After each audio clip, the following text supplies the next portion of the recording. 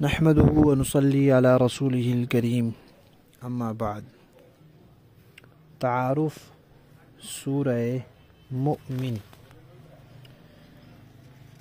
سورہ مؤمن قرآن پاک کی ترتیب میں 40ویں نمبر پر ہے اور نزول میں اس کا شمار 60 ہے۔ اس کی 85 آیات ہیں، 9 رکوع ہیں، 1242 کلمات ہیں اور 5213 حروف ہیں۔ مکی صورت ہے، مکی دور کے بالکل آخر سے ذرا پہلے نازل ہوئی۔ اس کا ایک نام سورہ غافر بھی ہے۔ غافر کہتے ہیں مغفرت کرنے والا، بخشنے والا۔ تو اس کے شروع میں اللہ تعالیٰ کی صفت ہے غافر الذنب، کہ اللہ تعالیٰ گناہوں کو بخشنے والے ہیں۔ اس نسبت سے اس سورت کا نام غافر بھی ہے، اور اس کا نام سورۃ الطول بھی ہے، کیونکہ اسی میں اللہ تعالیٰ کی صفت ہے ذی الطول، کہ اللہ تعالیٰ طول والے ہیں، یعنی طاقت والے ہیں اور فضل والے ہیں۔ اور مشہور نام سورہ مؤمن ہے۔ اس کے اندر فرعون کے ایک مومن رشتہ دار کا تذکرہ آیا ہے کہ اس نے پہلے تو اپنا ایمان پوشیدہ رکھا تھا، لیکن پھر فرعون کے سامنے اس نے ایمان کا اظہار کیا اور بڑی جرت کا مظاہرہ کیا۔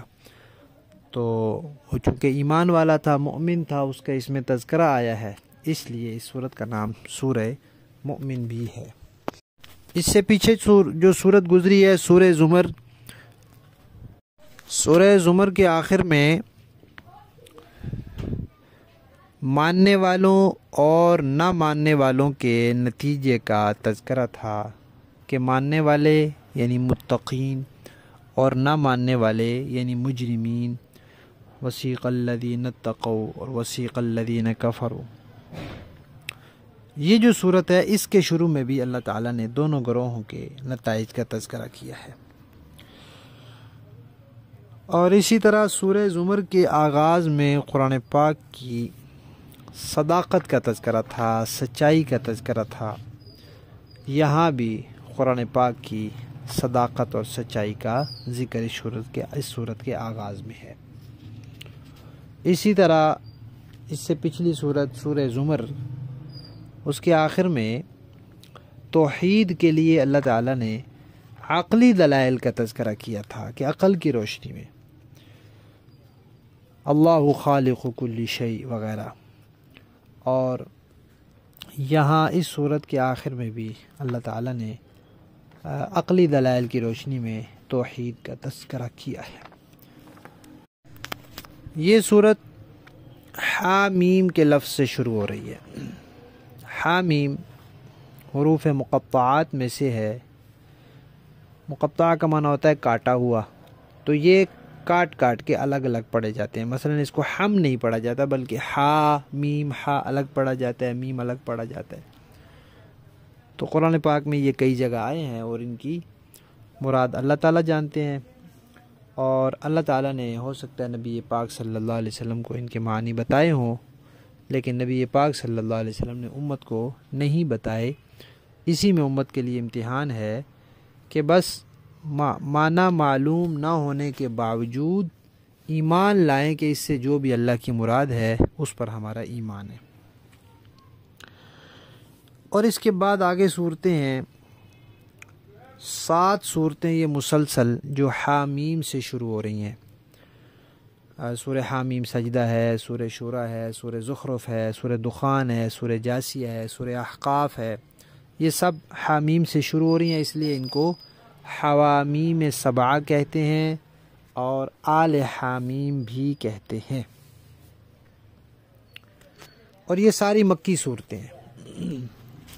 مکی صورتوں میں چونکہ توحید، رسالت، قیامت، قرآن پاک کی صداقت، اس طرح کے بنیادی مضامین کا تذکرہ ہوتا ہے، مشرکین کے اعتراضات اور ان کے شبہات کے جوابات، اور پچھلی قوموں کے حالات، واقعات، اور ان کے حالات واقعات سے سبق حاصل کرنا اور پچھلے اچھے لوگوں سے سبق حاصل کرنا اور برے لوگوں کے انجام سے عبرت حاصل کرنا، یہ سب چیزیں اس میں بھی ہیں۔ یہ جو 7 صورتیں ہیں جن کو حوامیم اور آل حامیم کہا جاتا ہے، ان کے بارے میں حضرت عبداللہ بن مسعود رضی اللہ تعالیٰ عنہ، جن کو اول درجے کا مفسر امت کہا گیا ہے، انہوں نے ان کو قرآن کی زینت قرار دیا ہے، اور حضرت عبداللہ بن عباس رضی اللہ تعالیٰ عنہ، جن کو امت میں دوسرے نمبر پر سب سے بڑا مفسر کہا گیا ہے، وہ فرماتے ہیں کہ یہ 7 صورتیں قرآن پاک کا خلاصہ اور نچوڑ ہیں۔ ان 7 صورتوں کے بارے میں یہ آتا ہے کہ سب کی سب کا عنوان تو موضوع تو دعوت الی القرآن ہے، قرآن کی دعوت ہے، پھر آگے ہر ایک کا عنوان کچھ علیحدہ بھی ہے۔ مثلا یہ جو سورہ مؤمن ہے، اس میں کیا ہے؟ جو قرآن کے مخالف ہیں ان کے لیے انذار اور ڈراوا، تو یہ بھی قرآن کی دعوت ہے کہ جو نہیں مانے گا اس کے لیے ڈر ہے، اس کے لیے وعید ہے، اس کے لیے دھمکی ہے۔ اس صورت میں موسیٰ علیہ السلام کا واقعہ ہے کہ فرعون اپنی طاقت سلطنت کے باوجود ناکام ہوا، موسیٰ علیہ السلام بے سر سامانی کے باوجود کامیاب ہوئے۔ تو اس سے مشرکین مکہ کو تنبیہ کی کہ نبی پاک صلی اللہ علیہ وسلم کے قتل کے منصوبے تم بنا رہے ہو۔ فرعون نے بھی موسیٰ علیہ السلام کو قتل کا منصوبہ بنایا تھا، لیکن وہ غرق ہو گیا تھا، ڈوب گیا تھا، موسیٰ علیہ السلام سرخرو ہوئے تھے۔ تو اسی طرح نبی پاک صلی اللہ علیہ وسلم بھی کامیاب ہوں گے اور تم لوگ ذلت اور رسوائی سے دوچار ہوگے۔ اور پھر ایسے ہی ہوا، بدر کے میدان میں سب نے دیکھ لیا۔ اور فرعون کے خاندان کے جس رجل مومن کا تذکر آیا ہے، اس نے بہت زبردست انداز میں بڑی مؤثر تقریر کی تھی اور بڑی نصیحتیں فرمائی تھیں اپنی قوم کو، تو اللہ تعالیٰ نے ان کا بھی یہاں تذکرہ فرمایا ہے۔ بہرحال یہ 7 صورتیں بہت اہم ہیں، ان کو ہری کیاریاں، ان کو سبزہ زار وغیرہ کہا گیا ہے، اور حضرت عبداللہ بن مسعود فرماتے ہیں کہ جب میں یہ صورتیں پڑھتا ہوں تو مجھے بہت مزہ آتا ہے۔ کسی نے ان کو قرآن کی دلہنیں بھی کہا ہے، اس لیے ان کو خوب اہتمام سے پڑھنا اور سمجھنا چاہیے۔ اللہ تعالی ہمیں ان سمیت پورے قرآن پاک کو پڑھنے، سمجھنے اور قرآن پاک کے جتنے حقوق ہمارے ذمے ہیں وہ سب ادا کرنے کی توفیق عطا فرمائے۔